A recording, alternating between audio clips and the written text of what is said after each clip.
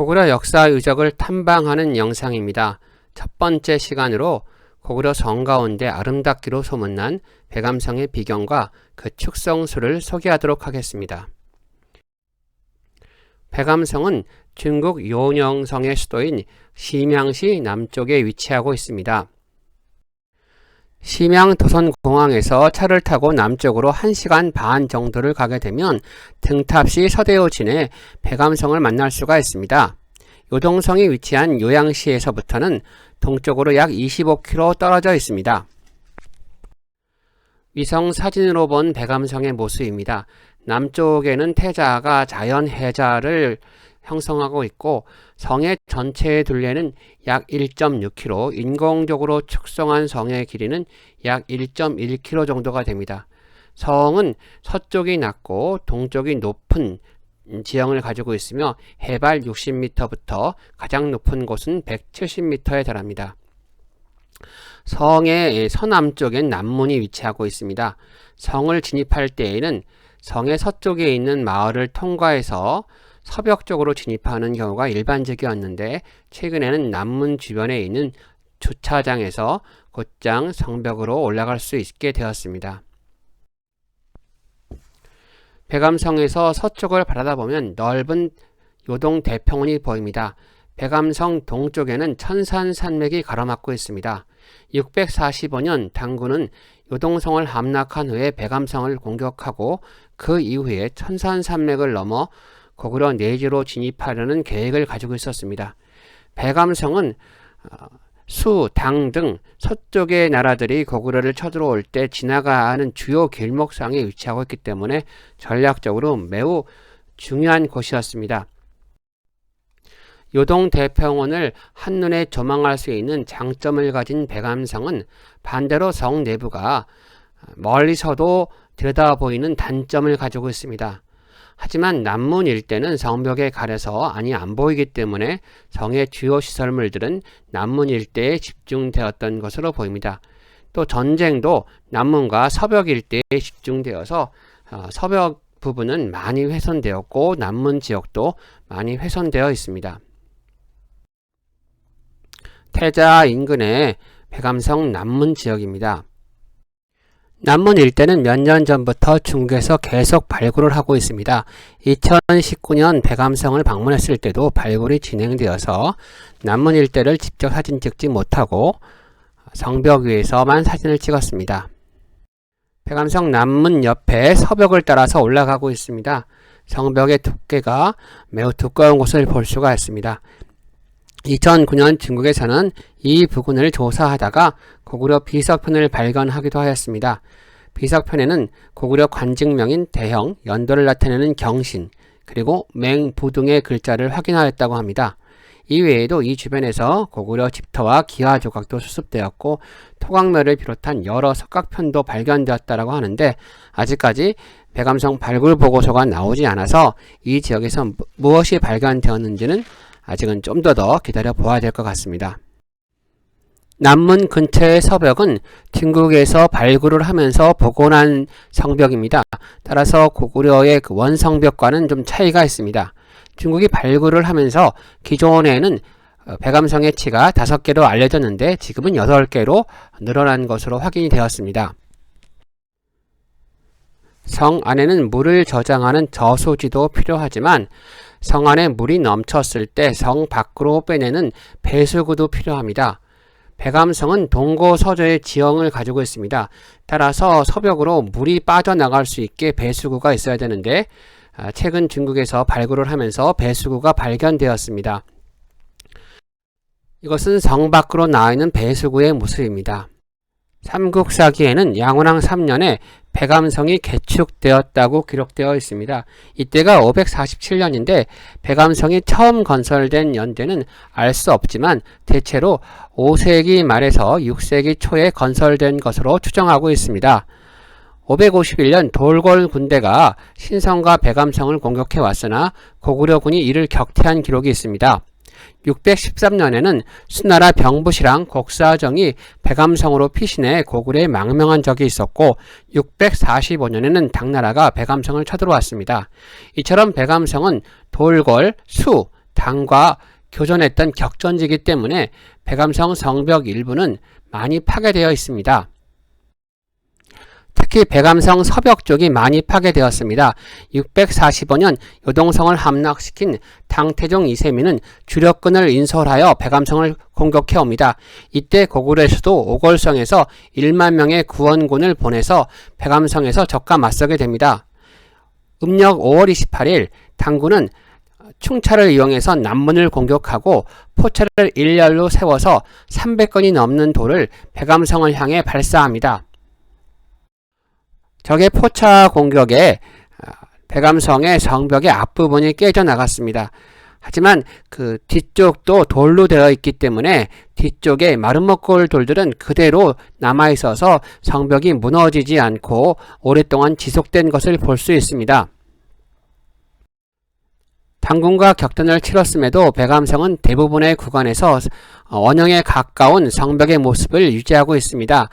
20세기 초 일본인들이 백암성을 조사했을 때 성벽의 높이는 약 10m에 달한다고 하였고 지금도 성벽이 9m 가까이 남아있는 구간들도 꽤 많이 남아있습니다. 백암성 북벽 부분은 적의 포차 공격을 받지 않아서 비교적 원형에 가깝게 성벽이 남아있습니다.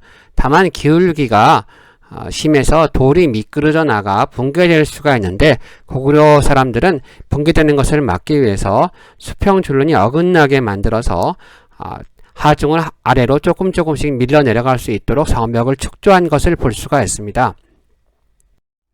백암성을 답사하다 보면 양떼를 모는 목동들을 만나곤 합니다. 645년 음력 6월 1일 성주 손대음의 배신으로 백암성은 함락됩니다.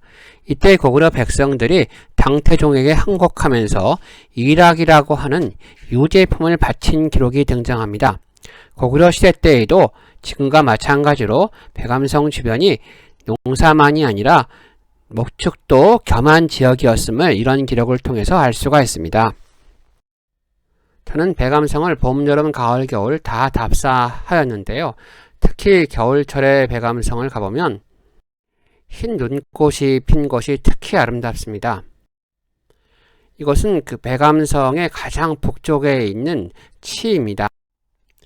성 밖으로 돌출된 구조물인 치는 성에 다가오는 적을 산만해서 공격할 수 있도록 만든 방어시설물입니다. 치와 치의 거리는 약 55m 정도가 됩니다. 화살의 유효사거리를 고려한 그런 배치라고 할 수 있겠습니다. 치 반대편 성 안쪽에 나온 돌 무더기들은 성벽을 오르는 계단으로 추정됩니다. 치와 이 계단이 성벽을 좌우에서 서로 밀어주면서 성벽의 안정성을 높였던 것으로 생각됩니다. 백암성 북벽에서 바라본 성 밖의 모습입니다. 채석장이 많이 보이는데요. 이 지역은 돌이 풍부해서 백암성을 건설할 때 현지의 돌을 사용하였습니다. 백암성이 약간 고지대에 바위를 파서 인공적으로 만든 시설물이 하나 있습니다. 이곳을 저수지로 보시는 분도 계시지만 물이 고이는 흔적이 없어서 저수지라기보다는 창고 시설물로 생각됩니다. 이제 백암성에 점장대가 있는 내성을 향해 올라가도록 하겠습니다. 아래에 보이는 부분은 내성 성벽이고 위에 우뚝 솟은 것은 점장대입니다. 점장대 위에 돌을 쌓아놓은 건 현대인들이 쌓아놓은 곳이고요. 과거에는 여기에 어떤 건축물이 있어서 장군이 지휘하는 공간으로 사용되었을 것으로 생각됩니다. 점장대에서 태자하 상류 쪽을 바라본 장면입니다.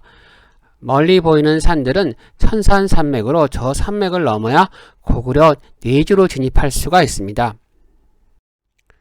점장대에서 성 내부를 바라본 모습입니다. 이 숲으로 가득 찬 부분이 성의 주요 중심 지역이라고 생각이 됩니다.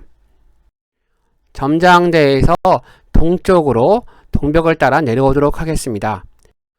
태자하와 접한 성의 남쪽 지역은 절벽으로 되어 있습니다. 태자하는 겨울이 되면 얼기도 합니다. 남벽을 따라 내려오다 보면은 숲이 가득 찬 곳이 보이는데요. 이곳에는 주춧돌 흔적들이 많이 보입니다. 남문 주변에는 여러 건축물이 있었을 거로 추정되는 흔적들을 많이 찾아볼 수가 있습니다. 이제 발굴 결과를 좀 기다려 봐야 될 것 같습니다. 성에서 내려와 태자하에서 성을 바라본 모습입니다. 백암성의 내성이 바라다 보입니다. 백암성 아래에 있는 태자하 주변은 지금 유원지로 개발되어 있어서 배를 타고 백암성의 남쪽을 돌아볼 수 있게 되어 있습니다. 태자변에 위치한 백암성 남쪽은 바위 절벽이 워낙 높아서 적이 공격할 수 없을 만큼 험준합니다. 이곳에 바위 구멍이 하나가 있는데 저도 배를 타고 여기에 들어가 본 적이 있었습니다. 인공적으로 다듬은 돌의 흔적도 보이고 사람이 이용했던 도자기의 파편도 있어서 고구려 시대에도 이 바위 구멍이 어떤 식으로 이용되었을까를 상상해 보았지만 그 이상의 흔적은 찾기가 어려웠습니다. 그런데 현재 중국에서는 이 바위 구멍 주변을 더 크게 확대해서 관광지로 이용하고 있는 것을 볼 수가 있었습니다.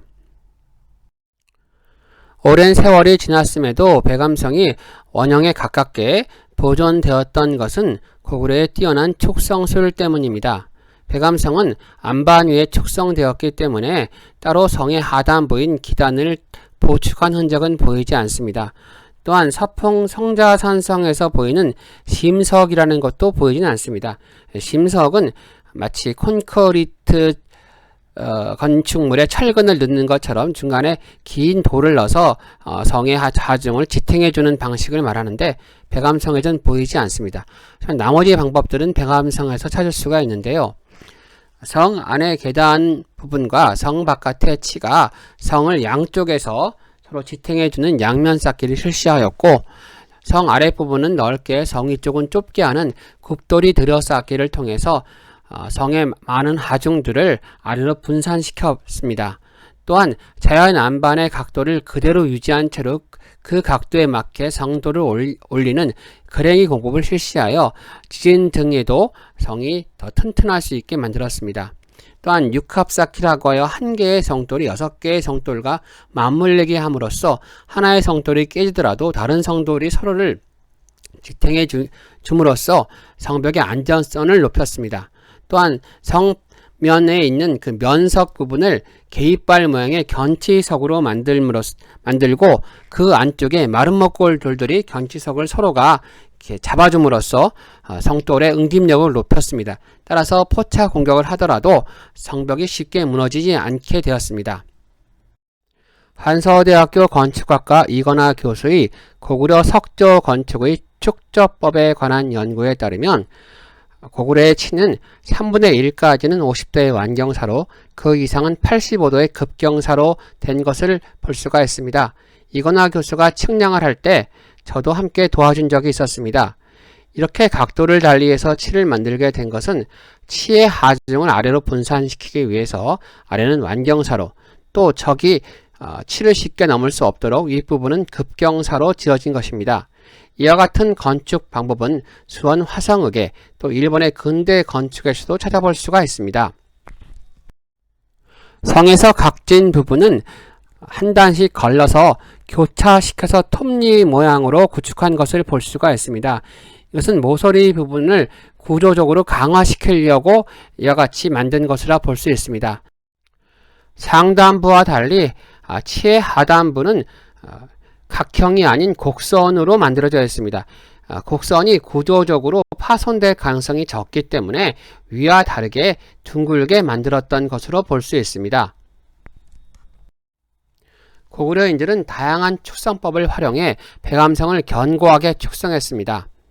또한 고구려인들은 백암성의 방어력을 높이기 위해서 치를 만들었고 또한 성벽 바깥에 약 2~3m 떨어진 곳에 높이 1m 내외 또 폭 50cm 정도의 낮은 담장을 만들었습니다. 이것을 황이라고 합니다. 황은 마른 해자라는 뜻입니다. 해자처럼 성 바깥에서 적이 성을 공격하는 것을 방해하는 시설물입니다. 고구려 수도인 평양의 장안성 북벽에서도 마른 해자를 찾을 수가 있습니다. 이처럼 백암성은 견고한 축성술과 다양한 방어시설로 고구려 요동방어의 중추성으로 활용되었습니다. 이번 영상에서는 백암성의 이모저모를 알아봤습니다.